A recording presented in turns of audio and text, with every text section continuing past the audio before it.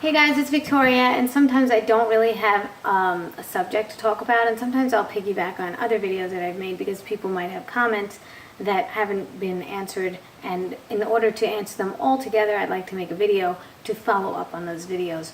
So this is kind of a follow-up and a motivational video, and so here's where I'm going to go with that. Okay, so I showed you in a couple of videos back, me very, very pale. That's when I used to wear sunblock, believe it or not. Now, I had some sun damage because I lived in New York and I would only go on holiday to tropical islands, maybe once in a while, if that, and the summertime only came once a year. So I do have sun damage here, I do have sun damage here. I don't wear sunblock in Hawaii sun. I don't wear sunblock. I haven't worn sunblock in years since I've been eating a lot more fruits and vegetables. You could do what you want to do. You decide. All I know is that my theory is that if the sun caused cancer, then everyone on the planet would have it because we're all under the sun. You could have sun damage, and as a child, you could definitely have sunburns. But I think that's also because you're not getting out in the sun enough. Now, I believe, really truly believe, and of course not everybody could live in a tropical environment, but I think that's where we're meant to be. And I prove that to myself by the way I eat is so much better as far as hydration goes and not needing the sunblock. So how does that work? So some people are sticklers for sunblock. They're too afraid not to wear sunblock, and I get it.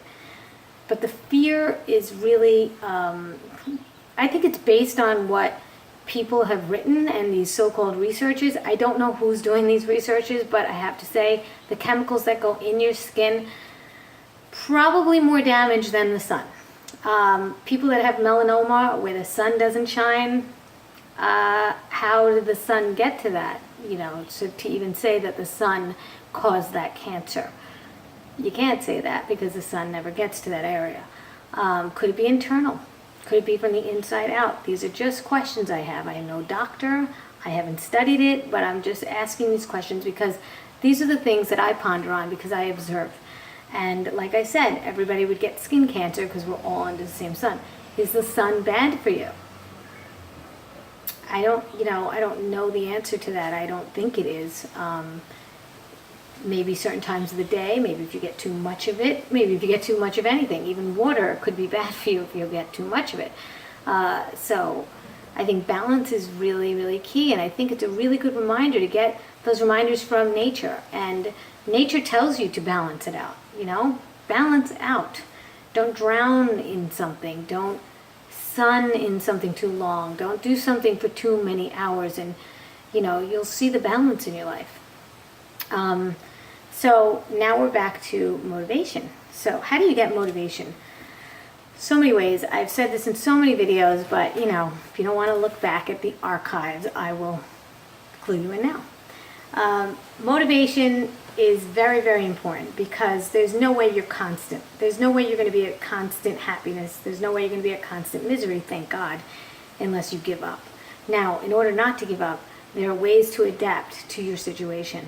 And it's easier said than done. It is definitely hard to get out of a rut, but you really have to get out of a rut. You have to get out of it because it just gets lower and lower and you get deeper and deeper in a hole. I'm sure you've heard this before. It's all cliche. But how could you pull yourself out of it? Do anything. And thank God we have social media today. Do anything to get motivated, to get out of that state of mind. Your mind can't tell the difference if you're actually in a worried state or not. I mean, you literally don't know if it's a worried state because of a predator or because, death is near or because you are doing this to yourself. So it's an imagined state most of the time. Thank God you could get out of it. There are videos you could watch for motivation, for inspiration, get good at something.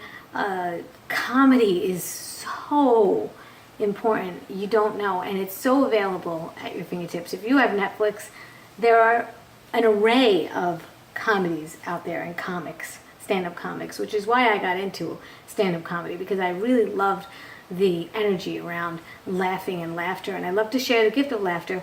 So on my Snapchat, I literally give people comics that I think are funny because I really believe that could truly get you out of a miserable state of mind. You can't be angry when you're laughing. It's just impossible to do both.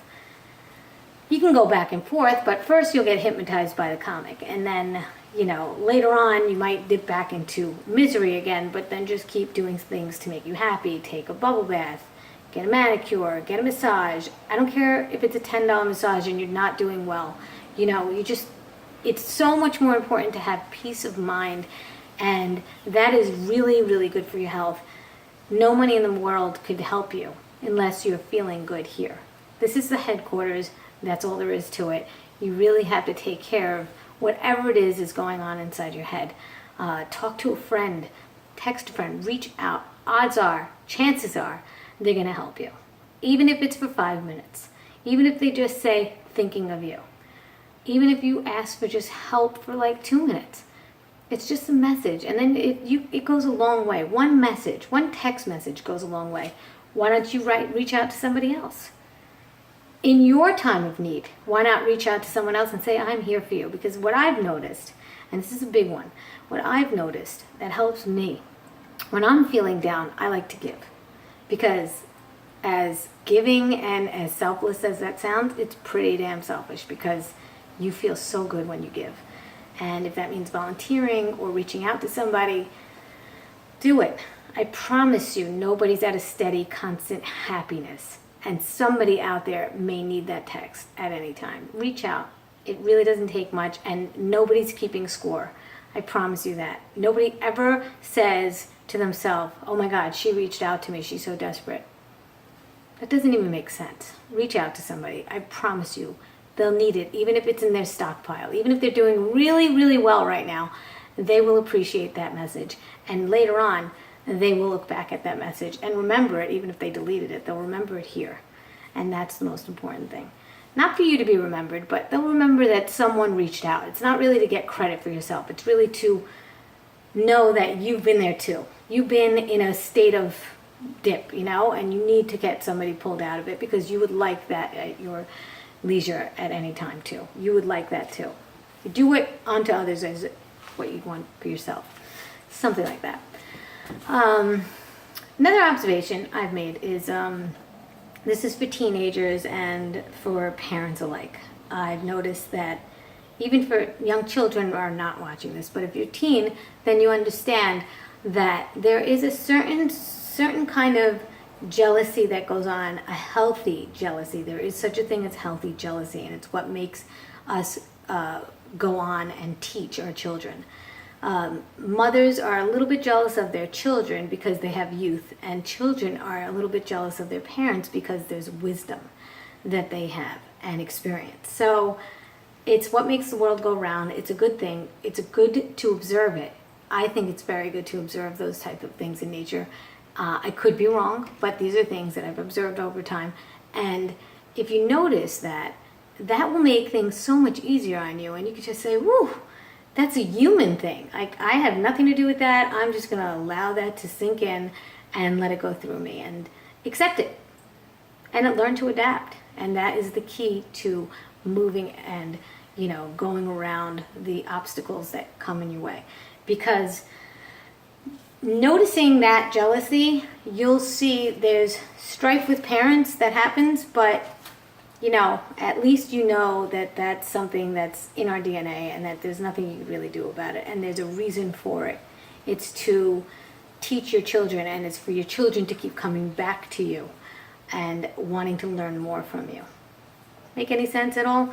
Learn from nature. I've said this also in other videos, that if you have observed in anything in nature, like when I'm walking on the beach and I see water hitting a stone and I see how hard that stone is. Of course, over time, it cracks the stone. The water is so soft, and yet over time it'll crack it. But if you see how a stone is a stone, it does not break really until it's like eons away.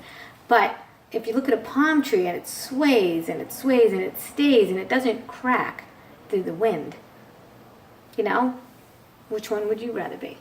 You don't want to be stiff and hardened and too rigid and in your ways and stubborn, because that's just you're just going to keep crashing that wave. That wave is just going to keep crashing. So imagine that wave is another person and you're the rock.